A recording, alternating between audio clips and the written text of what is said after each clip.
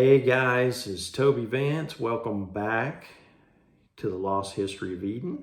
We've got our third video in our series on the age of the earth, the evidence that shows flood geology did not occur. And so we're going to look at that evidence. This will be our last video in this series. If you haven't done so already, make sure you check out our two introductory videos, our video considerations, which will give you kind of the perspective we're coming from and the goal that we're trying to accomplish in having this channel. And also, if you haven't looked at fact versus theory, which kind of lays a little bit of the foundation in analyzing science, you need to understand the distinction between fact and theory. So as I stated before, particularly in my considerations video, we have two extremes when we try to analyze where the Bible and science have a commonality. So we have one extreme with the biblical literalists who take the Bible literally and they pretty much throw all the science out and they create their own kind of extreme version of science. Then we have the other end of the spectrum, those who are critical of the Bible, atheists, critical scholars, etc. And they pretty much reject everything in the Bible, to also include rejecting God. Both of these are extremes. Both of them throw out, I think, components that are necessary in understanding human history and what took place in our past. And so we are first establishing what's true in the science and what's true in the Bible. We're trying to look at both of those. We're going to establish where the biblical literalists get it right, where the critical theorists get it right, and the scientists. And so that's what we're doing in this series. We're trying to establish what science is legitimate and true. Once we get that, we can determine what the biblical literalists get true and get right. And we can take those two components and bring them together to get something that gets us closer to what's real. Okay, and so that's what we're doing. In this video, our third in the series, okay, we are looking at one final characteristic of the geological timescale, which shows us that the geological timescale could not have been formed in 1 year. That's the claim that creation scientists and biblical literalists make, that Noah's flood laid down all the layers of the geological timescale in 1 year. I mean, if you already didn't think that was kind of an insane idea and you think it maybe sounds somewhat possible or plausible, once you start looking at the evidence, you see it's just not capable of being the case. When we look at it, we see that the flood geology model is just absolutely riddled with erroneous interpretations of the evidence and ignores some other evidence just flat out altogether. One of the thing we're looking at today is one of the evidences that they do ignore completely because they have no explanation for it.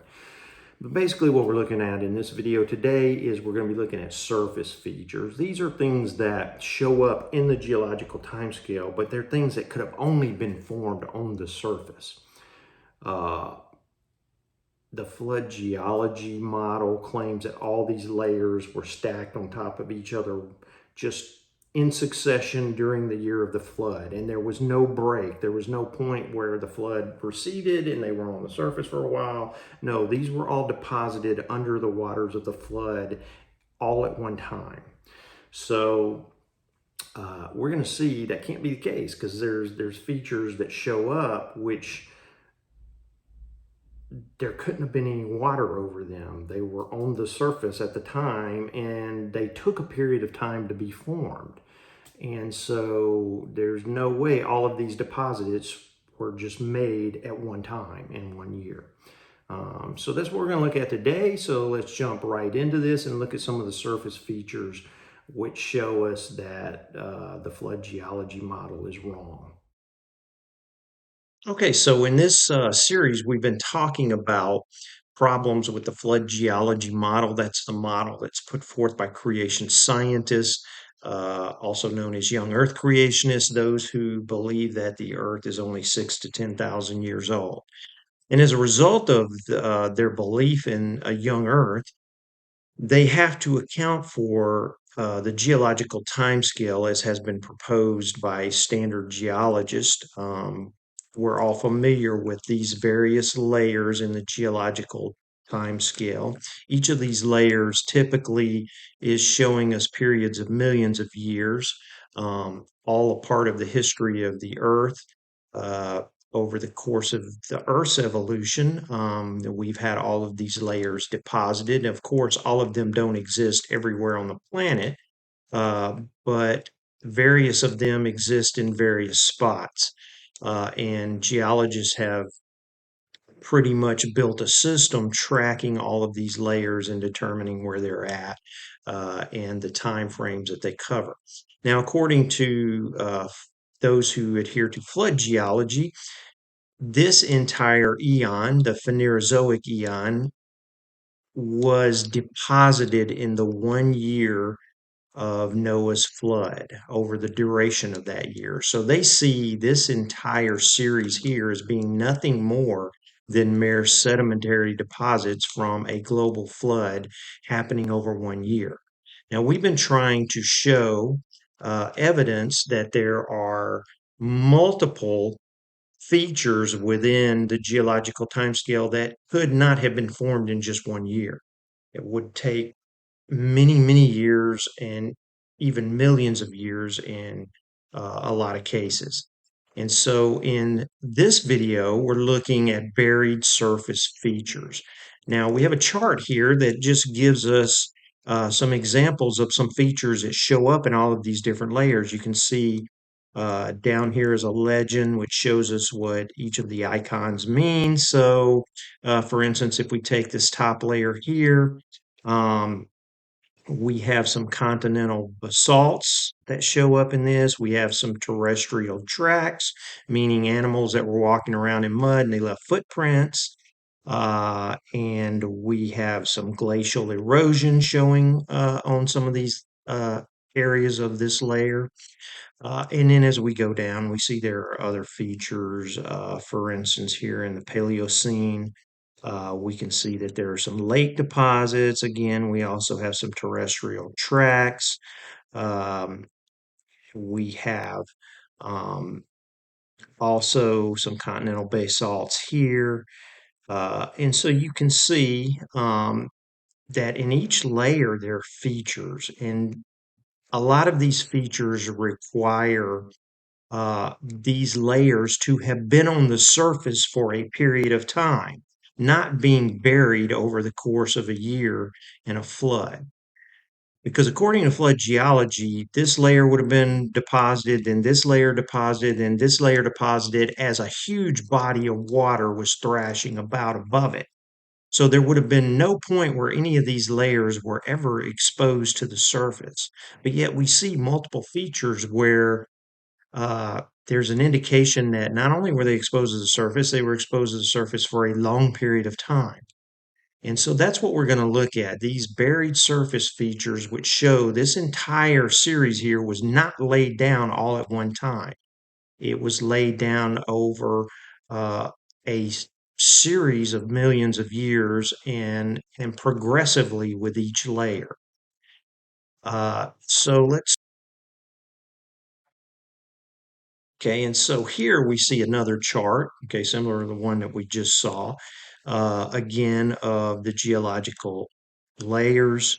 Uh, from the Cambrian up to the Holocene is what we had seen in the previous one is the Phanerozoic eon.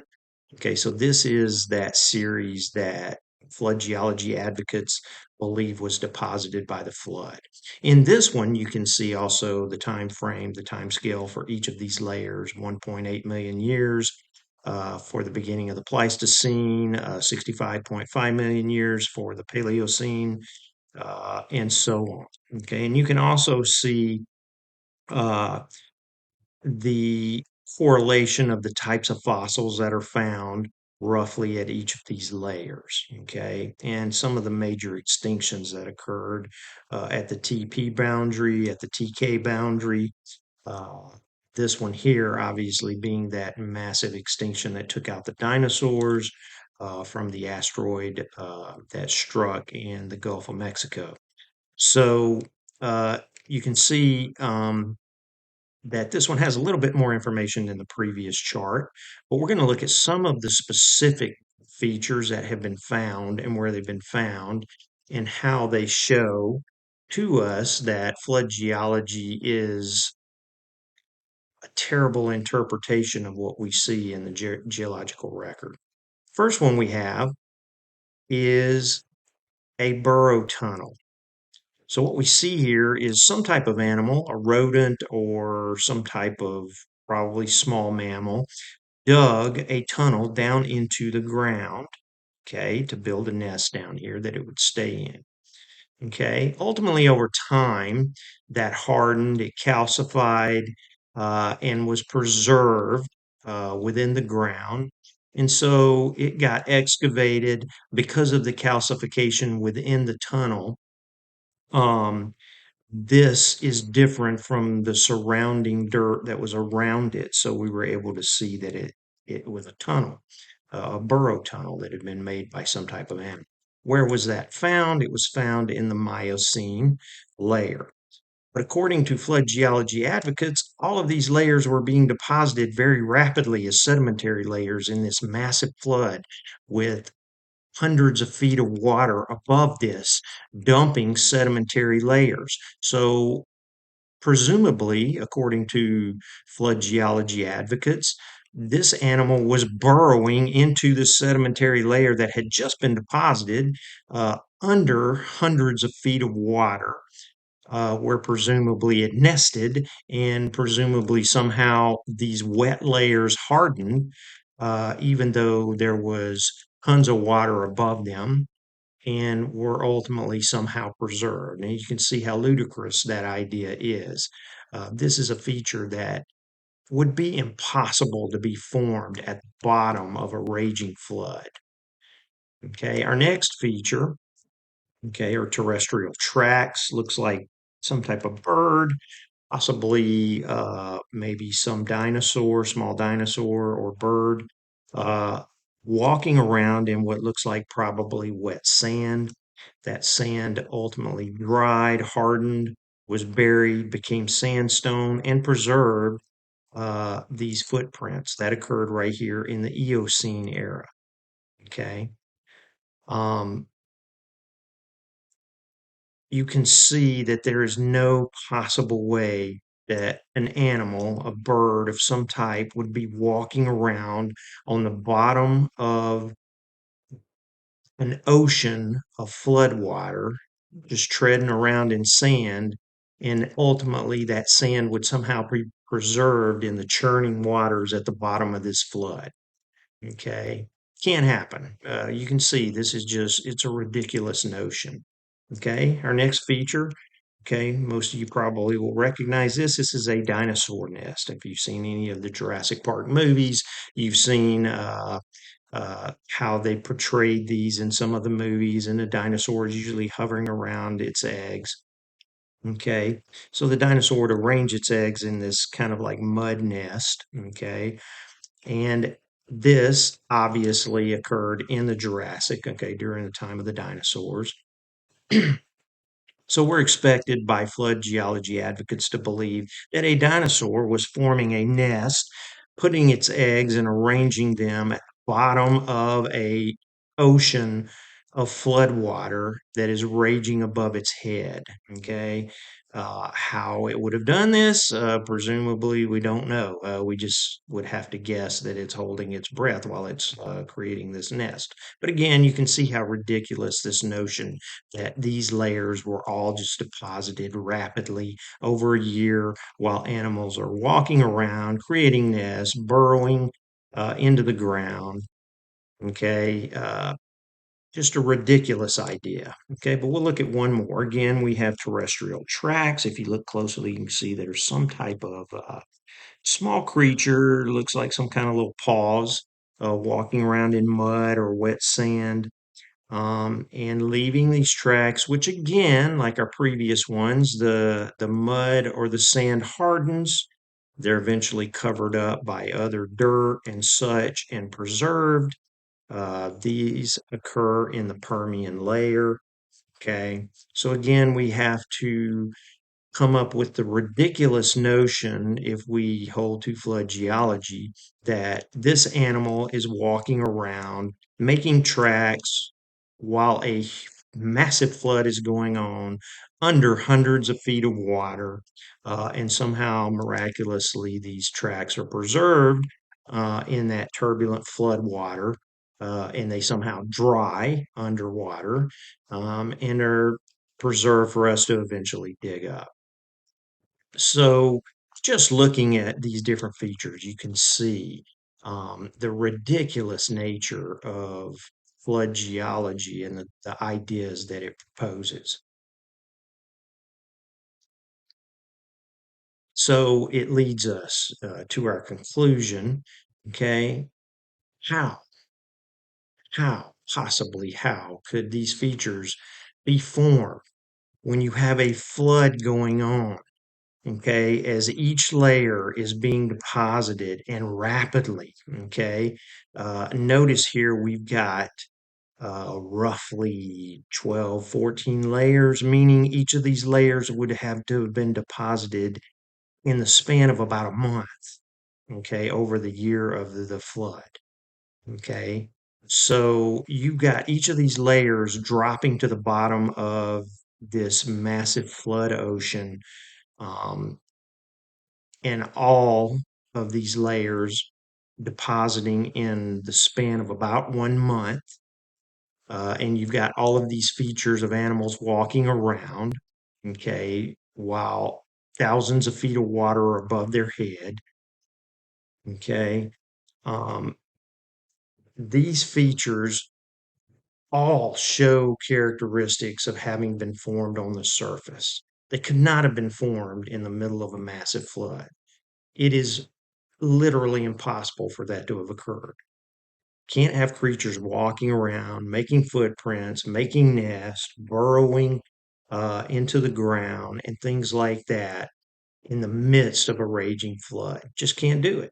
Okay, these features were formed on the surface when the ground was dry or it was wet in the case of the footprints, but it was on the surface. It was not underwater. It was wet due to rain or some other explanation for possibly a local flood. Okay.